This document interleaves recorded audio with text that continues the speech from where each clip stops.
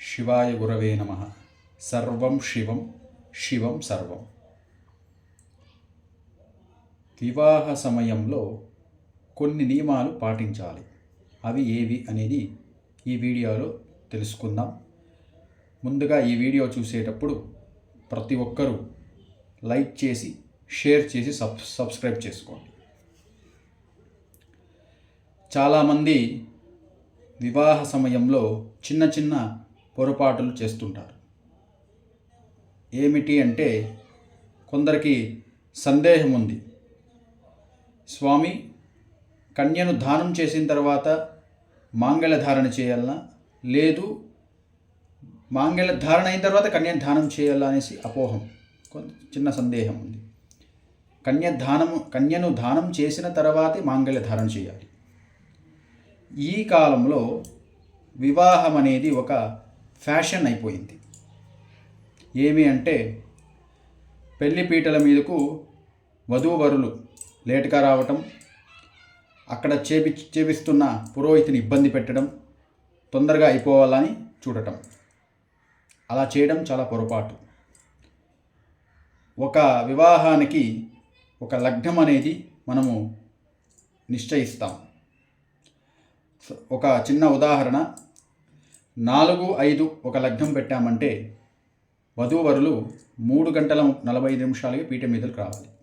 కానీ అలా రారు. 4-5 లగ్నం అంటే 4 ముక్కాలు వస్తారు. వచ్చి అక్కడ ఉన్న పురోహితుని ఇబ్బంది పెడతారు, తొందరగా చేసేయండి. అలా చేయడం తప్పు. ఎప్పుడూ కానీ ఏ శుభకార్యాల్లో అయినా చేపించేకి ఒక పురోహితుడు వస్తే ఆ పురోహితుని ఇబ్బంది పెట్టడం, ఆ పురోహితుని అవమానం చేయడం చాలా పొరపాటు. ఈ మధ్య ఒక చిన్న ఫేస్బుక్లో వీడియో చూశాను. ఒక 62-65 సంవత్సరాలు ఉంటాయి ఆ పురోహితులకి. అతని చాలా ఇబ్బంది పెట్టారు ఆ వివాహంలో. అలా చేయడం చాలా పొరపాటు. బ్రాహ్మణుడు అంటే బ్రహ్మతో సమానం. బ్రాహ్మణుడు అంటే దేవుడిగా భావిస్తారు. కానీ ఈ కాలంలో బ్రాహ్మణుడు అంటే ఒక చులకన అయిపోయింది. బ్రాహ్మణుని అవమానపరచడం, కించపరచడం ఇలా చేస్తుంటారు. కావున వివాహ సమయంలో చేపించడానికి వచ్చిన పురోహితుని ఇబ్బంది పెట్టరాదు, అవమానం చేయరాదు. ముందుగా మనము మంచి సమయానికి వచ్చి పెళ్లి మీటలు కూర్చుని మనం ఆచరించవలసిన నియమాలు సక్రమంగా ఆచరించాలి. ఇంకో ముఖ్య విషయం, అక్షంతలు మాంగళ్య ధారణ చేసి తర్వాత వధూవరులు కూర్చుని తర్వాత ఆశీర్వాదం చేయాలి. ఇక్కడ ఏం చేస్తారంటే, వధూవరులు ముందుగా వధువుకి మాంగళ్యం కట్టు ముందే వేసేస్తారు అక్షంతలు. అలా చేయడం చాలా పొరపాటు. అక్షతలు అంటే ఏమిటంటే, జీవితం కొరత లేకుండా పరిపూర్ణంగా ఆనందంగా ఉండడం అని దీవిస్తాం మనం.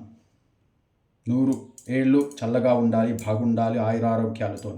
అందుకే మనం అక్షంతులు వేసి ఆశీర్వదిస్తాం. కావున వధూవరులు కూర్చుని మాంగళ్యధారణ అయిన పీట మీద కూర్చుని తర్వాత ఆశీర్వాదం చేయడం ముఖ్యం. ఇంకో విషయం, తలంబ్రాలు అనగా బియ్యముతో పసుపు వేసి కలిపి తలంబ్రాలు చేయాలి. అక్షింతలు దాన్ని తలంబ్రాలుగా మనము ఉపయోగిస్తాం. కానీ ఈ కాలంలో పూసులు, అదేదో బబుల్స్ వస్తాయి, దాన్ని ఉపయోగిస్తారు. అది చాలా నిషేధం, తప్పు.